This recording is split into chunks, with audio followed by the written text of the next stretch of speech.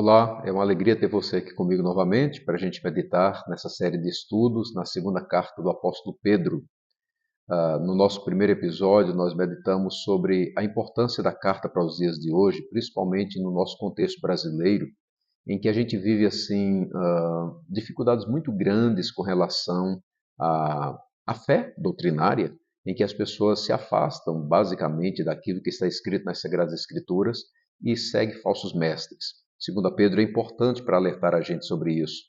Inclusive, se você quiser assistir o primeiro episódio, eu estou deixando o link aqui na descrição. Agora, nesse episódio, a gente vai estudar sobre o autor da carta, Pedro, o apóstolo Pedro, e como Deus, por sua graça, transformou aquele homem de uma maneira maravilhosa, de pescador a líder da igreja do nosso Senhor e Salvador Jesus Cristo.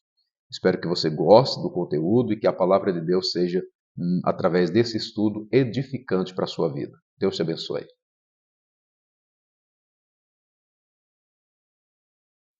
Vamos começar então? Vamos começar pelo autor. Quem é o autor da carta? Pedro. Pedro é o autor desta carta. E aí a gente vai conversar um pouquinho, meditar um pouquinho sobre ele. Pedro era líder, irmãos. Líder, reconhecidamente líder, pela igreja do nosso Senhor e Salvador Jesus. Ele era como que um porta-voz dos apóstolos. É interessante, irmãos, que nas 4 listas que a Bíblia apresenta dos apóstolos do nosso Senhor Jesus, elas estão em Mateus 10, Marcos 3, Lucas 6 e Atos 1:13. Pedro, ele está sempre como o primeiro nome citado nessas 4 listas. A gente pode ver isso, por exemplo, Mateus 10:2, vamos ler esse texto, e depois Atos 1:13.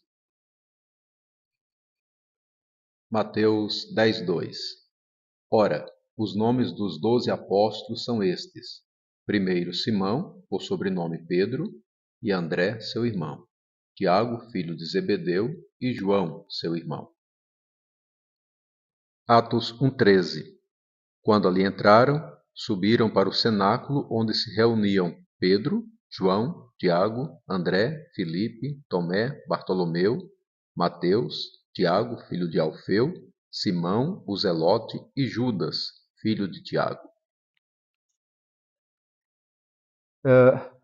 A conversão de Pedro é interessante, porque o irmão dele, André, foi quem o apresentou a Jesus. Isso é algo interessante a gente meditar, não é? As pessoas são convertidas pelo Senhor, mas ao encontrar Jesus, têm o desejo de anunciar Cristo também para outras pessoas. E André se preocupou em anunciar logo dentro de casa. O primeiro campo missionário de André não foi muito longe. Já foi falando de Jesus para Pedro. Eles eram sócios. Pedro e André eram sócios. Eles eram pescadores, tinham como que uma próspera, inclusive, empresa nessa área, né? Nasceram em Betsaida, na aldeia de Betsaida, depois se mudaram para Cafarnaum. Pedro era casado, apóstolo, casado. Em Lucas capítulo 4, versículo 38, a Bíblia diz que o Senhor e Salvador Jesus Cristo curou a sogra de Pedro. Então, Pedro era casado. E em 1 Coríntios capítulo 9, versículo 5, o apóstolo Paulo nos dá a entender ali que a esposa de Pedro o acompanhava em alguns momentos de viagens missionárias. Então, a gente pode até ler esse texto, 1 Coríntios, capítulo 9, versículo 5. 1 Coríntios 9:5. E também de o fazer nos acompanhar de uma mulher irmã, como fazem os demais apóstolos e os irmãos do Senhor e Cefas? Exatamente. Cefas é Pedro. Cefas é Pedro. Então, o Paulo está falando sobre Pedro e a esposa de Pedro como alguém que o acompanhava em alguns momentos de viagens missionárias, né? O nome completo de Pedro era Simão Barjonas ou Simão, filho de Jonas. O nome Simão era um nome comum na Palestina, assim como o nome Jesus também era um nome comum.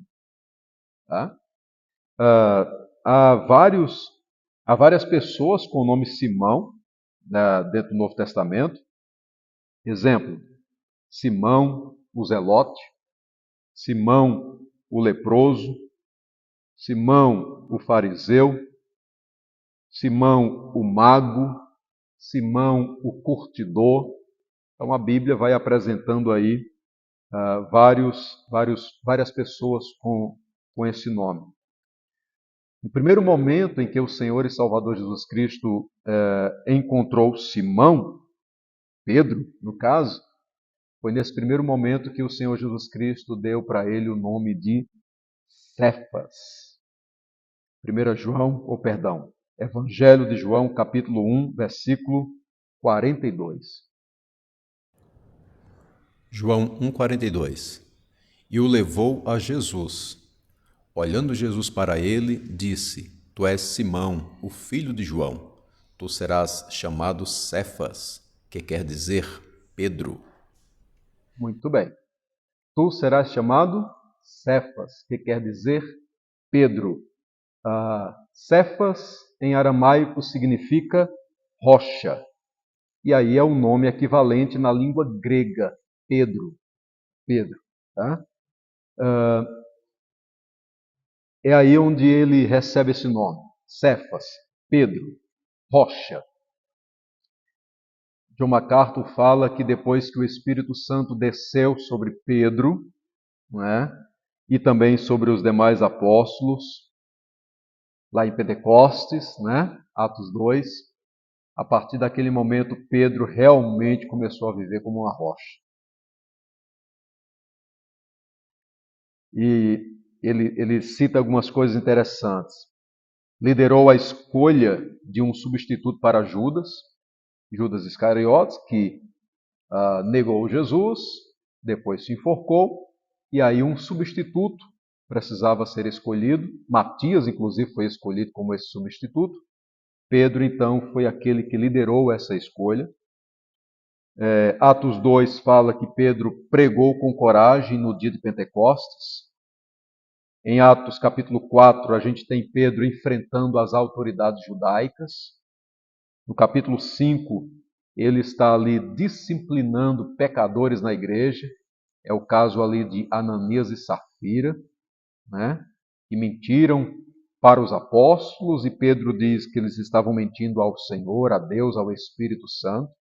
E a disciplina ali da parte de Deus foi muito severa para Ananias e Safira. Atos capítulo 8, Pedro está repreendendo falsos mestres. E Atos capítulo 10 mostra que foi por meio dele que os gentios foram recebidos na igreja. Então Pedro é uma pessoa de grande destaque dentro do contexto cristão naquela época. Até Atos capítulo de número 15, a gente tem ali Lucas, que escreveu Atos, falando bastante sobre Pedro, mas depois do capítulo 15, que é ali onde Pedro está juntamente com outros apóstolos e outros líderes no concílio em Jerusalém, Atos 15, a partir daí Atos silencia, não é, em relação a Pedro. Ele praticamente desaparece no livro. Há uma razão também muito clara para isso, porque Lucas ele destaca em seu livro, né, em Atos dos Apóstolos, o ministério de dois homens, de dois apóstolos, principalmente. Pedro e depois do apóstolo Paulo. Então a gente tem ali Pedro, até Atos 15 a gente tem relatos sobre ele, mas depois Lucas silencia. E aí ele aparece mais tarde escrevendo as duas cartas. 1 Pedro e 2 Pedro. 1 Coríntios capítulo 9, versículo 5, que a gente leu, A gente percebe que Paulo está relatando ali que Pedro fez algumas viagens missionárias, e é interessante a gente pensar nisso, porque quando a gente analisa Atos dos Apóstolos, a gente tem o foco principal nas 3 viagens missionárias do apóstolo Paulo.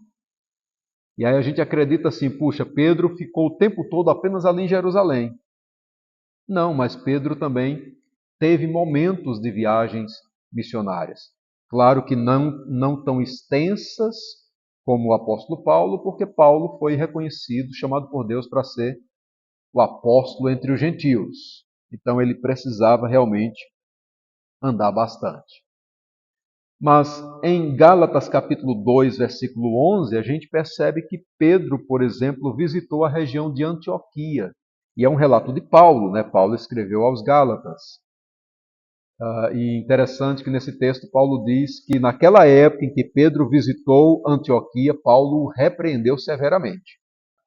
Então ele fez aí algumas viagens missionárias, visitou Antioquia, provavelmente também Corinto e algumas regiões da Ásia Menor.